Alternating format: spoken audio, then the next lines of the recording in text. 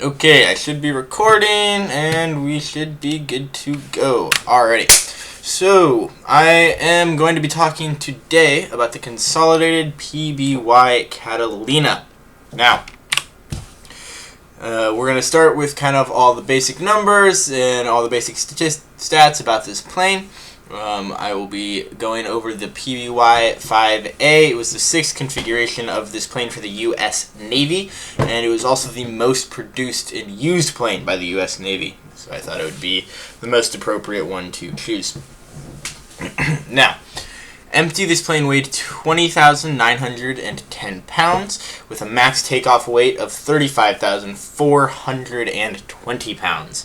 That extra space was used for fuel, crew members, all the internal systems it might have needed, lots of bombs, ammo, guns, and just things like that. Now, this plane was 63 feet long, just over. It had a wingspan of 104 feet, and it was 21 feet 1 inches tall. It was definitely a big plane out there, not the biggest, but it was not small by any means. This plane reached a top speed of 170 knots and had a cruise speed of 108 knots. Now, that's not extremely fast, but it did get the job done. The plane was powered by two Pratt & Whitney R-1830-92 twin Wasp 14-cylinder air-cooled radial piston engines, each producing 1,200 horsepower. Now, that combined gave the plane a total of 2,400 horsepower. This plane had a range of almost 2,200 nautical miles. It was able to do that because of its fuel capacity of 1,750 gallons and its relatively low fuel burn rate compared to previous generations, or its predecessor, I would say, and only burned 86 gallons per hour. The service ceiling of this plane was 15,800 feet. It didn't really have a need to fly much higher than that. Its job was to patrol the oceans and bomb submarines and boats in the ocean. And to do so accurately, it couldn't have done so from too much higher. Its rate of climb to get up to that ceiling was 1,000 feet per minute.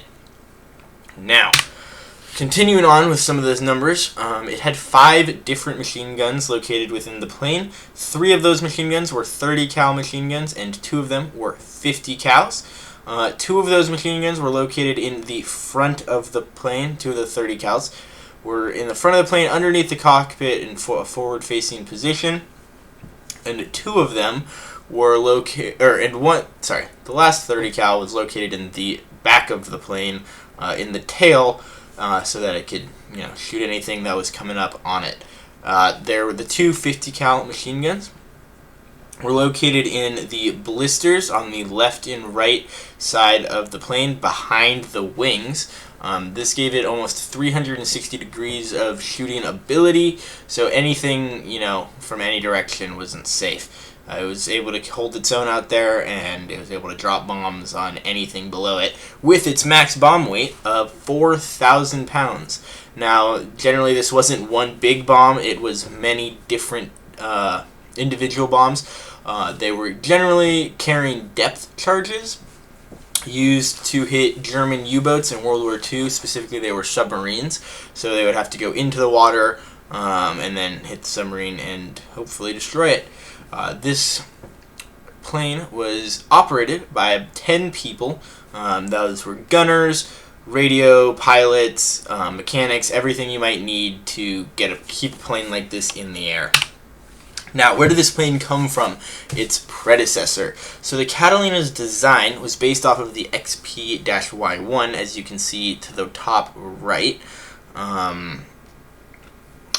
Initially, this plane was built in 1929 to obtain a Navy contract for Consolidated. However, the XP-2M, shown below, was chosen instead. So after the XP-1 was not chosen, Consolidated released the XBY-1 Commodore. It was released as a passenger version of the plane, able to carry up to 32 passengers and 3 crew members on shorter voyages. However, if the plane were to attempt longer voyages, it would need to start taking off passengers so that it was able to fly those distances. A little bit of background about the plane. So the Catalina was developed as a response to Japanese competition over the Pacific in the early 1930s, as the previous U.S. aircraft were underpowered and had relatively short ranges. The U.S. Navy asked for new prototypes from both Consolidated Aircraft and Douglas Aircraft. While both companies produced good aircraft with more powerful engines and longer ranges than its predecessors, Consolidated was chosen as the cost of a single aircraft was relatively cheap at $90,000 an aircraft. Continuing, so the Catalina began service in the early 1930s as a patrol bomber for the U.S. Navy. It was produced from the 30s to the late 40s. It served in all branches of the military until 1980, as well as militaries all around the world. So it served in all branches of the U.S. military, whether that be the Navy, the Army, everything in between. One of the most used seaplanes in World War II. There were thousands of these built, and they had many different jobs, and they were quite successful, I will say, at almost all of them. There were 30 different variants made for the militaries around the world, and they all had slightly different purposes, but they all had the same base structure, and they were all fairly similar with different upgrades along the way. So some of the different variations. So I have here a kind of a table of the 7 of the variations that the U.S. Navy used. There were more, but these are the numbers that I was able to find. So the PBY-1 was produced from September 1936 to June 1937. There were 60 of them made. I'm just going to say that the second iteration was from May 1937 to February of 1938 with 50 made. The third iteration, November 1936 to August 1938, 66 were made. The fourth iteration, May of 1938 to June of 1939, and there were only 32 of these made. The least amount made was the PBY-4. For the PBY-5 is when things really started to pick up. World War II was kind of at its height. So in September of 1940 to July of 1943, the PB-5 was produced, and over 680 were made. And then alongside the PBY-5 was the PBY-5A, which was produced in October of 1941 to January of 1945. There were over 800 produced. It was the most popular model by far. So the PBY-6A was the next on the list at January 1945 to May of 1945. It wasn't produced for very long, but in that time, over 175 were produced. So the Catalina went through many different changes. Generally, each variation added more power and range to the aircraft. The PBY-1 having 2 900 horsepower motors, and the next generation having 1,000 horsepower motors. Each generation until the 5A continued to receive upgrades to the engines and range. Other changes were made in each generation as well, specifically changes to the internal equipment used. The PB-5A was the first amphibious version and also the most produced for the U.S. Navy. There were 2 different variations of the 5A. The first 124 aircraft had 2 7.62mm bow guns, while the rest were built with dual bow guns instead.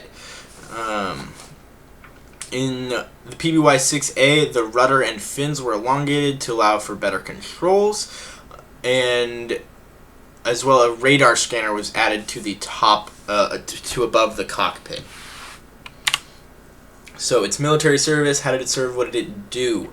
So there were over 3,000, that's supposed to be 3,000, Catalinas built and used in World War II, making it the most numerous aircraft of its kind.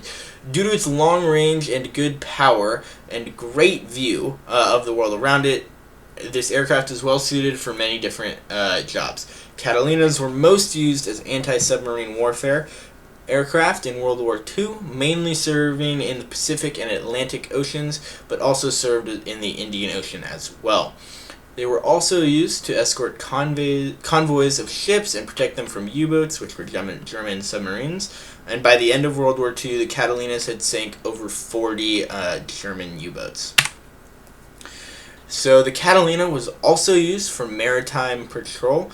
One of the Catalina's most famous contributions was its role in the search for the Japanese fleet after the attack on Pearl Harbor. The Catalina, on a routine patrol mission, stumbled upon the Japanese fleet on its way to attack Midway Island. It provided critical intelligence that aided in the American victory in the Battle of Midway. Beyond its anti-submarine and reconnaissance duty, Catalinas were utilized for air-sea rescue missions. These flying boats flew in harsh weather conditions and enemy fire to save many downed airmen and shipwrecked survivors. The PBY's ability to land on the water, coupled with its long loiter time, were key in its success to saving lives. It was really good at that. It was really good at sitting and waiting and, protecting itself. It was very important. So really, in conclusion, the PBY Catalina was an innovative aircraft due to its amphibious design, which enabled it to operate on both water and runways. This versatility made it highly adaptable for a range of missions, from reconnaissance to anti-submarine warfare and search and rescue. Equipped with advanced technology, it was a pioneer in maritime patrol, providing extended endurance and ability to operate from remote locations, contributing significantly to Allied success during World War II. Their longevity and adaptability are a testament to their design and the pivotal role they played in military operations. So, what are you going to look for if you see one of these? You probably have seen one of them here at the Eugene Airport. It was, I think, in July, sitting right next to the LCC run-up. It was the giant plane that looked like, one of these pictures here. I think it's got a camo paint job. So I actually had the opportunity to work on one of these planes, and by work, it meant, scrubbing dirt and rust off the aircraft. One of the best ways that you're going to be able to identify this plane is by its blisters on the back of the plane. So you can see those two glass bulbs. There's one on each side. Those were used to house the 50 millimeter cannons or machine guns, giving it that really good range. It also kind of just looks like a boat that they put some wings on, so that's one of the helpful identifiers, along with its kind of mohawk-looking stem in the middle of it to connect the wings to it. That's a pretty good identifier as well. So I have some pictures here of me getting to work on the aircraft, or at least be on top of it.